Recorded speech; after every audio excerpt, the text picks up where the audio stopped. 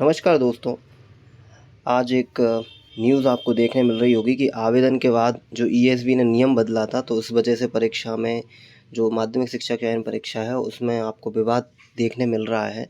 सामान्य वर्ग के अभ्यर्थियों को पात्रता परीक्षा में न्यूनतम 90 अंक पाना किया अनिवार्य। यह शर्त जो थी, ऐसा बताया जा रहा है कि ये आवेदन से पहले ये शर्त नहीं थी कि आपको 60% अंक यानी कि 90 अंक लाना अनिवार्य है, लेकिन पात्रता परीक्षा करवाने के बाद ये अनिवार्य कर दी गई है। तो इस वजह से कोर्ट केस लगाए जा रहे हैं और मुझे लगता है कि बहुत ज़्यादा केस इस परीक्षा में लग चुके हैं। वर्ग 3 में भी मैंने सुना है कि कई सारे केस लगे हैं, वर्ग 2 में भी लगे हैं। तो चलिए हम पढ़ते हैं, इस वीडियो को पूरा देखिएगा। मध्य प्रदेश कर्मचारी चयन मंडल ईएसबी ने परीक्षा लेने के बाद नियमों में संशोधन कर दिया है। परीक्षा के बाद बार बार नियम बदलने से अभ्यर्थी जो है वो परेशान हो रहे हैं। अभ्यर्थियों का कहना है कि जब माध्यमिक शिक्षक पात्रता परीक्षा आयोजित हुई थी तब यह नियम नहीं था कि सामान्य वर्ग के अभ्यर्थी 90 अंक लाएं चयन परीक्षा में, तभी वो पात्र होंगे। अब असमंजस की स्थिति ये बन रही कि अब ईएसबी ने नियम में संशोधन कर नया नियम बना दिया है। इसके मुताबिक अगर कोई अनारक्षित वर्ग का अभ्यर्थी पात्रता में 90 अंक नहीं लाया तो वह चयन परीक्षा के लिए ही पात्र नहीं है। ऐसे में यह नियम अगर संशोधन पात्रता परीक्षा के समय होता तो चयन परीक्षार्थी जो थे वो अभ्यर्थी आवेदन नहीं करते। सही बात है कहीं ना कहीं, और न्यायालय में चुनौती देंगे आवेदक। इस नियम से कई अभ्यर्थी परीक्षा से ही बाहर हो गए हैं। ऐसे आवेदक अब इसे न्यायालय में चुनौती देने जा रहे हैं। मंडल की कई परीक्षाएं इसी तरह की मनमानी की वजह से न्यायालयों में उलझी हैं, परिणाम जारी नहीं हो पा रहे हैं और ऐसे में कई अभ्यर्थियों की उम्र निकलती जा रही है।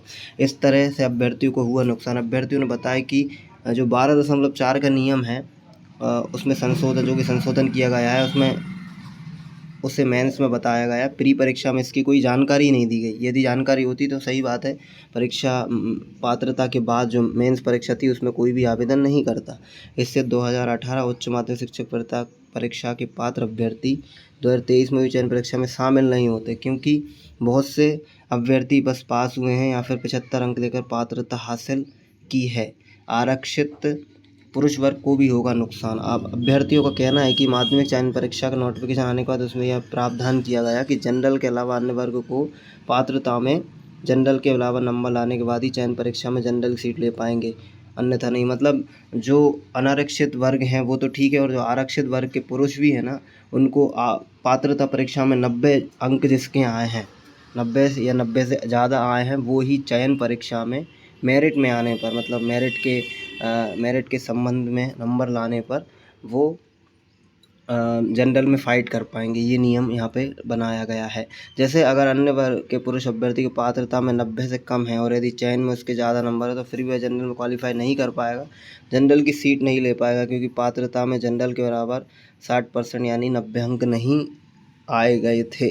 ठीक है, ये नियम बनाए गए माध्यमिक शिक्षक पात्रता परीक्षा में 150 अंक में से पात्रता के अनारक्षित वर्ग को 60% यानी 90 अंक लाना अनिवार्य है, जबकि अन्य को 50% यानी 75% अंक आना चाहिए। यानी कि जो जनरल है उसके लिए 90 और जो नॉर्मल हैं SC ST OBC उनके लिए 75।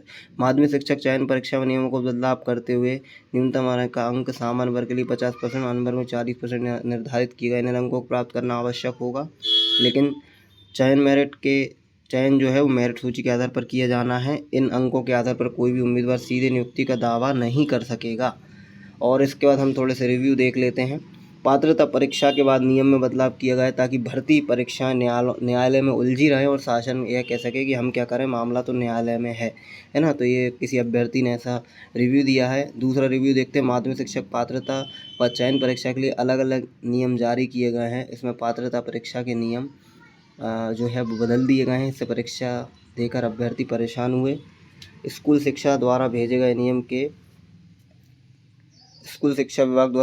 नियम के मुताबिक ही परीक्षाएं आयोजित की गई हैं। न्यायालय में उच्च माध्यमिक और माध्यमिक शिक्षक चयन परीक्षा का मामला लंबित है, जिससे परीक्षा परिणाम जारी नहीं हो सका है।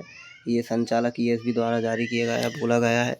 चलिए देखते हैं इस क्या होता है ईएसबी द्वारा अब जो रिज़ल्ट आएगा। और रिज़ल्ट का भी मुझे ऐसा लग रहा है कि थोड़ा सा लेट हो सकता है और ना जाने नियुक्तियां कब होंगी, क्योंकि अभी तो कोर्ट में ही मामला पेंडिंग है। ईश्वर सबकी रक्षा करे, सभी का सिलेक्शन हो और इस प्रकार की प्रॉब्लम ना हो, क्योंकि ये करियर से रिलेटेड चीज़ें हैं और युवाओं युवाओं को काफ़ी अच्छी खासी परेशानी को सामना करना पड़ रहा है।